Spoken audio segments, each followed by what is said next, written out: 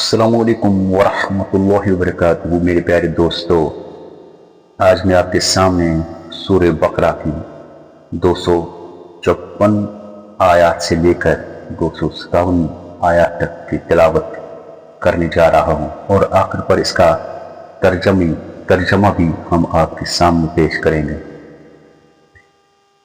اس میں سورہ آیت الکرسی بھی ہیں جو بہت ہی فیض و برکت والی آیات ہیں، جس سے گھروں میں برکت ہوتی ہے، حفاظت بھی ہوتی ہے۔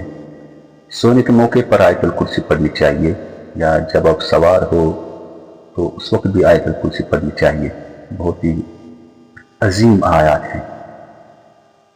آئیے اب تلاوت سنیں۔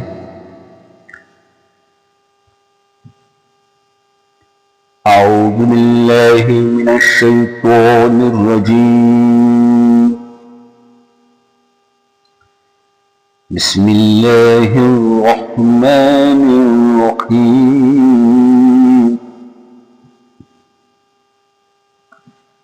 یا ایہا الذین آمنوا انفقوا مما رزقناکم من قبل ان یأتی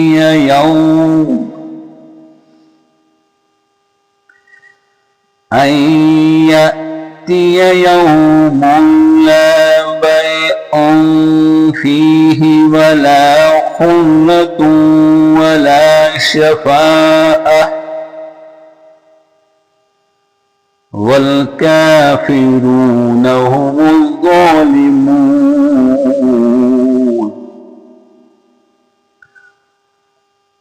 اللہ لا الہ الا هو الحی القیوم لا تأخذه سنة ولا نوم له ما في السماوات وما في الأرض من ذا الذي يشفع عنده إلا بإذنه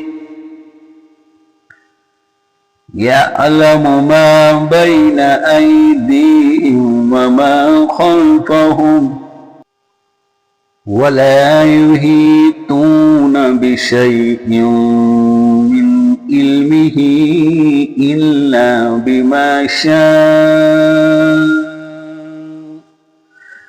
وسع كرسيه السماوات والأرض ولا يؤوده حفظهما وهو العلي العظيم۔ لا إكراه في الدين قد تبين الرشد من الغي فمن يكفر بالطاغوت ويؤمن بالله فقد استمسك بالعروة الوثقى لا انفصام لها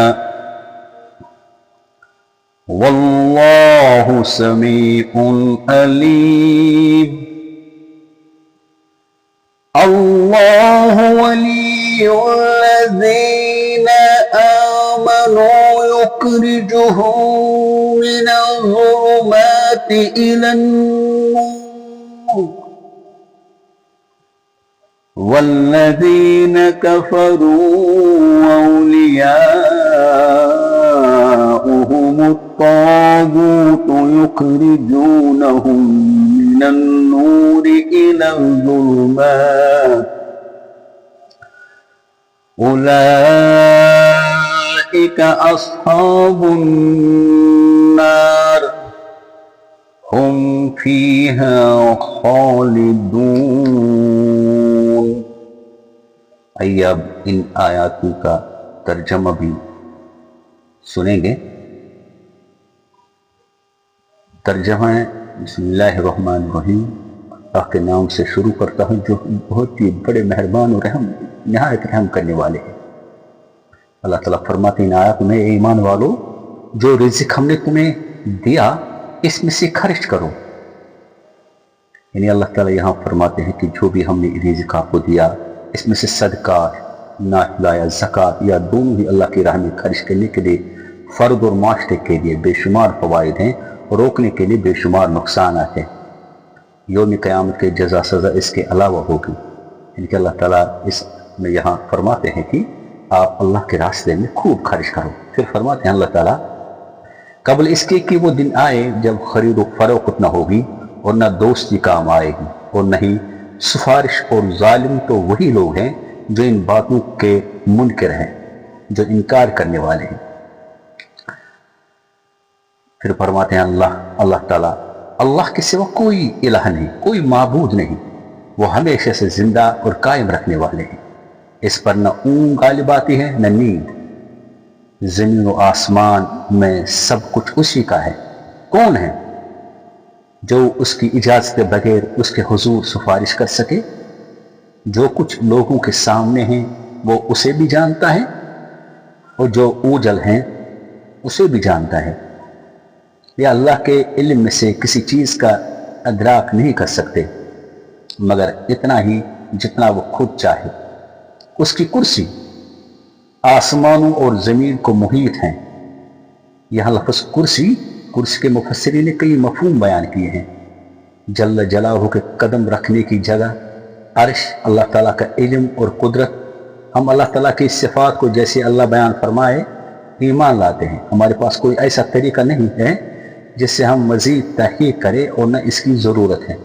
اس میں تعویل سے کام لینا گمراہی کا راستہ کھول دے گا۔ اس کے بعد اللہ تعالیٰ فرماتے ہیں آسمانوں اور زمین کو محیط ہے، یہ کرسی، اور ان دونوں کی حفاظت اسے تھکاتی نہیں، وہ بلند و برتر اور عظمت والا ہے۔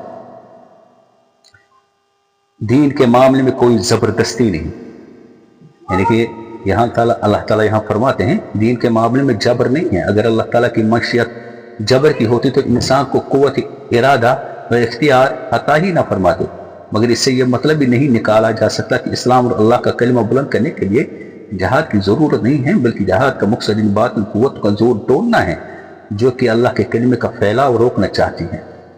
بعض جاہل اس آیت کے ذریعے مرتد کی سزا قتل ہونے سے انکار کرنا چاہتے ہیں، مگر وہ سمجھتے نہیں کہ اسلام میں داخلے کا مطلب ایک معاہدہ ہے جس کی کئی شکیں ہیں۔ ان میں سے ایک شک یہ بھی ہے کہ اس معاہدے کو توڑنے والی کی سزا قتل ہوگی جسے یہ معاہدہ پسند نہ ہو، اس کے لیے اس میں شامل ہونے کی کوئی پابندی نہیں۔ اس کے بعد فرماتے ہیں اللہ تعالیٰ ہدایت گمراہی کے مقابلے میں بالکل واضح ہو چکے ہیں۔ اب جو شخص طاغوت سے کفر کرے اور اللہ پر ایمان لائے تو اس نے ایسے مضبوط حلقے کو تھام لیا جو ٹوٹ نہیں سکتا، اور اللہ سب کچھ سننے والا اور جاننے والا ہے۔ اس کے بعد آخری آیت میں اللہ تعالیٰ فرماتے ہیں اللہ ان لوگوں کا دوست ہے جو ایمان لائے، وہ انہیں کفر و شرک کے اندھیروں سے نکال کر اسلام کی روشنی کی طرف لے آتا ہے، اور جنہوں نے کفر اختیار کیا ہے ان کے دوست طاغوت ہیں جو انہیں روشنی سے نکال کر اندھیروں کی طرف لے جاتے ہیں۔ ایسے ہی لوگ اہل جہنم ہیں اور وہ ہمیشہ اس میں رہے گے۔ اللہ تعالیٰ ہمیں ان آیاتوں پر چلنے کی توفیق عطا فرمائے۔ اللہ تعالیٰ ہمیں قرآن شریف پڑھنے کی توفیق عطا فرمائے اور دوسروں کو سیکھنے اور سکھانے کی توفیق عطا فرمائے۔ میرے بھائیو، یہ ایک دینی چینل ہے، اسے آپ پیار کیجئے، اللہ تعالیٰ آپ سے بھی پیار کرے گا۔ اسے سبسکرائب کیجئے، لائک کیجئے، شیئر کیجئے۔ اللہ تعالیٰ ہماری ایمانی قوت میں اضافہ فرمائے اور اللہ تعالیٰ اندرونی بیرونی ہر کو دور فرمائے۔ میں بار بار یہی عرض کرتا ہوں کہ قرآن شریف پڑھنے کے بعد، تلاوت کرنے کے بعد دعا کرنا چاہیے، کیونکہ جو بھی دعا کی جاتی ہے تلاوت کرنے کے بعد وہ دعا اللہ رب العزت اپنے فضل و کرم سے قبول فرماتے ہیں۔ آج جمعۃ المبارک ہیں، آپ ہمارے لیے دعا کرنا، ہم بھی آپ کے لیے دعا کریں گے۔ آئیے اب آخر پر دعا کریں گے تاکہ اللہ تعالی ہماری دعائیں قبول فرمائے۔ یا رب سلم وسلم دائما ابدا علی حبیب کا خیر الخلق کلہم اللهم آفنا في بدننا، اللهم آفنا في سمعنا، اللهم آفنا في بصرنا، لا إله إلا أنت. اللهم إنا نعوذ بك من الكفر والفقر ونعوذ بك من عذاب القبر، لا إله إلا أنت. اللهم آفنا في بدننا، اللهم آفنا في سمعنا، اللهم آفنا في بصرنا، لا إله إلا أنت. اللهم إنا نعوذ بك من الكفر والفقر ونعوذ بك من عذاب القبر، لا إله إلا أنت. رسول اللہ صلی اللہ علیہ وسلم یہ دعا 3 بار پڑھتے تھے. اللہ تعالیٰ ہم پر رحم فرمائے. ملتے ہیں ایک نئی ویڈیو کے ساتھ، تب تک کے لیے السلام علیکم ورحمۃ اللہ وبرکاتہ.